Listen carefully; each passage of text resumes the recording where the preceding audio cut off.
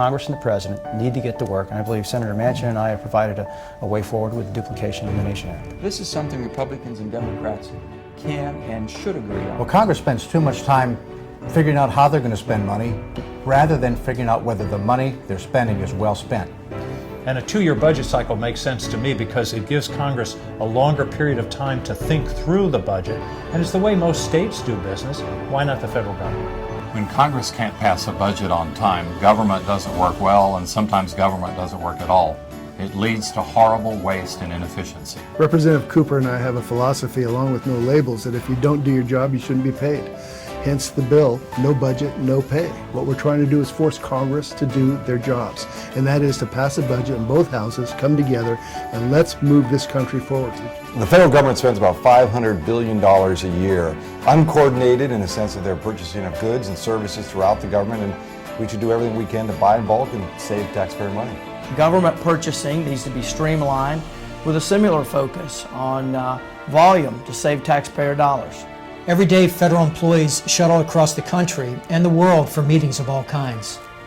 We could replace up to 50% of that travel with low-cost, easy-to-use video conferencing technology that can save taxpayers billions of dollars a year. It's time to pass no adding, no padding that Congressman Reed and I have introduced. Gets rid of those automatic inflation increases and lets Congress and you at home see the packages as pieces individually. And one of the main reasons and culprits of this excessive spending is the automatic inflation adjustments for our budgets. We need to stop that. The No Adding, No Padding bill is a bipartisan effort to say to our agencies, look, some of you may need an increase in your spending, some of you may need a decrease.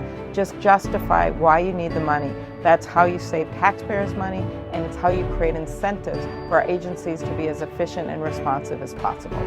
The government's the largest energy consumer in the country. We spend about $6 billion annually, and we can save $20 billion through energy efficiency measures.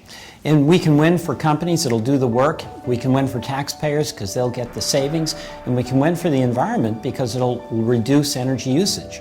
The lack of an electronic medical record system as the person transfers from active duty military into the Veterans Department is unacceptable. It ought to be seamless. There ought to be coordination.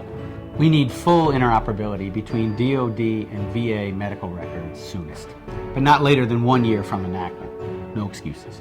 We have too many programs that are inefficient, ineffective, and costly. And sure, we need real solutions. And that is why we're coming here together, Democrats and Republicans, to root out government waste, inefficiency, and there's no need to have any label attached to this, Republican or Democrat.